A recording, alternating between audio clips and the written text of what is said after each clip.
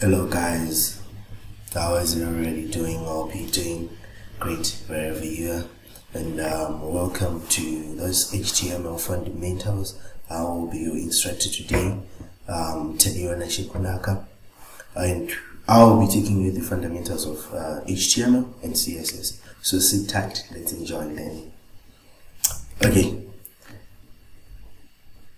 so the first thing we're going to be talking about is the introduction to HTML basics. What is HTML? What does HTML comprises of? And so on. The first thing is, what is HTML? HTML is the hypertext markup language defines the structure of a document, not a programming language or a scripting language. HTML is written with text editors. Web pages can be created and modified by using professional HTML editors.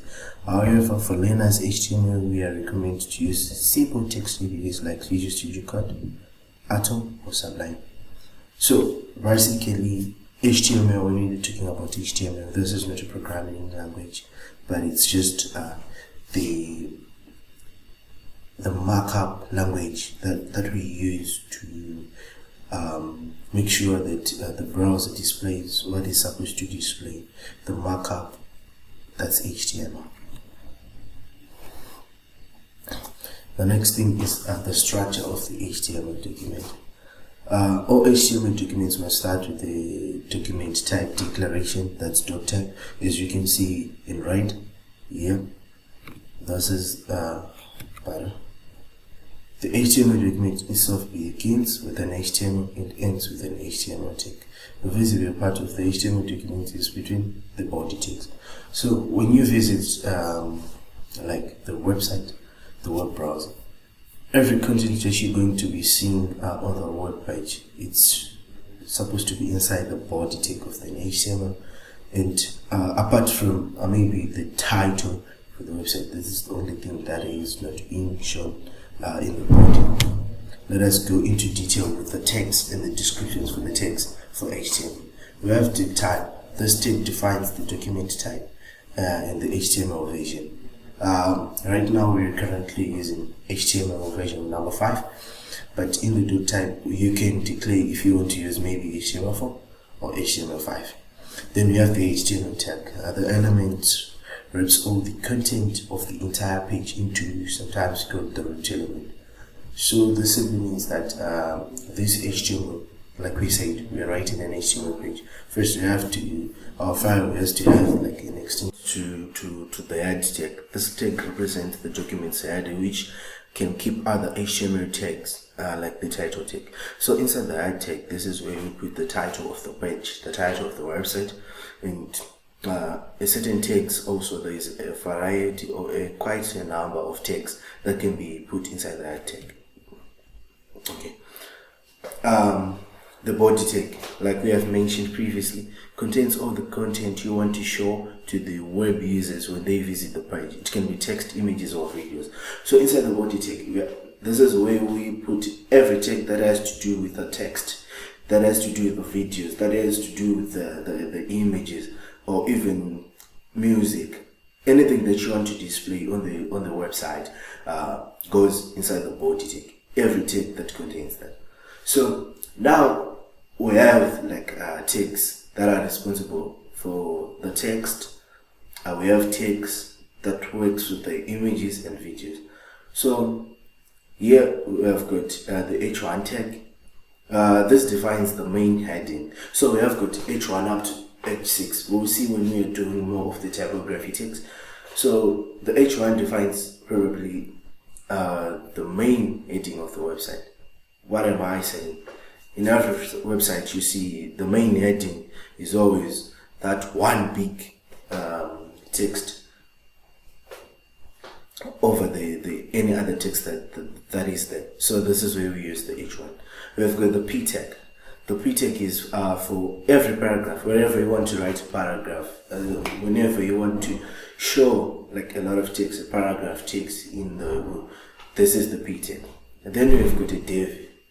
Div tag is a division of a section of an HTML document. So this basically is for grouping your tags. Same applies with the section tag, but section is more broader. When you want to group a section, excuse me. So now we move on to the HTML elements and attributes. What is an HTML element? An HTML element usually consists of a starting tag and an ending tag, which with the content inserted between. That's an HTML element. Here is got an example of a tag, then the content goes here between the tags. Another example is a P tag. We've got P, and here is the paragraph that we are writing and a closing tag. There are opening tags and closing tag which can be shown. So the difference between an opening tag and a closing tag is this a forward slash that is on the closing tag. The opening tag doesn't have that, but the closing tag does have a slash. Elements such as images or the HR or the BR are known as soft closing tags because they do not have opening tags. They just singly opened and closed tag. Unlike the example we have below, here is a good example of how soft closing tags are. Now we move into HTML attributes. An attribute is used to define the character of an HTML element and is placed inside the element's opening tag. All attributes are made up of two parts, a name and a value. For example, the tag name equals to the value. So normally this comes when you want to style your website. We'll reflect that more when you move to CSS. The name is the property you want to set. For example, the paragraph tag element can carry an attribute whose name is aligned, which can use to indicate the alignment of the paragraph. So suppose I want my paragraph to align its text to the right. I could just go inside the opening tag of a P tag. Then I'll say alignment here, that is the name of the attribute, then is equals to the value. Now I'm putting right, so it's align right. This means my paragraph is now aligned to the right. So there are a lot of attributes that we are going to come across, but there are core attributes that you normally use, and there are about 4 of them. This includes the ID, the class, and the style attribute. Let's see more of this. The ID attribute. The ID attribute of an HTML tag can be used to uniquely identify an element within an HTML page. There are 2 primary reasons to what you might want to use the ID attribute. If an element carries an ID attribute, it is possible to identify the element and its content. That's a unique identifier. The second one is if you have 2 elements of the same name within a web page or style sheet, you can use an ID attribute to distinguish the element that you have the same. So when we are talking about the ID attributes, we are talking about uniquely identifying an HTML element. Suppose I have 5 HTML tags. Those are P tags, all of them. But I want the 4th one to be in color red. So I can uniquely identify it by giving it an ID attribute. That ID attribute is the one that I'm going to use to give the color blue to the 4th P tag that I do have. We'll see more as we will be diving into the practical side. Okay, let's move on to the class attribute. The class attribute allows you to give the element an identifying name that can be used later to target the element in the style sheet. So all HTML elements with the same class attribute can have the same format and same style.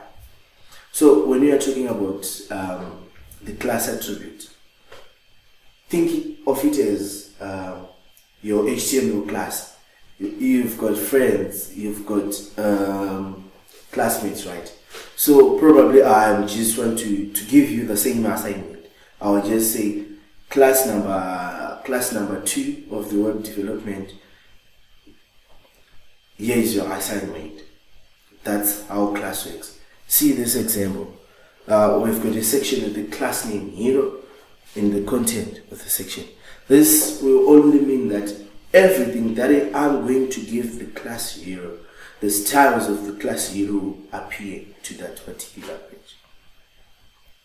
Now we are moving on to the last of the core attributes, the attribute that have got the most of the weight when it comes to HTML.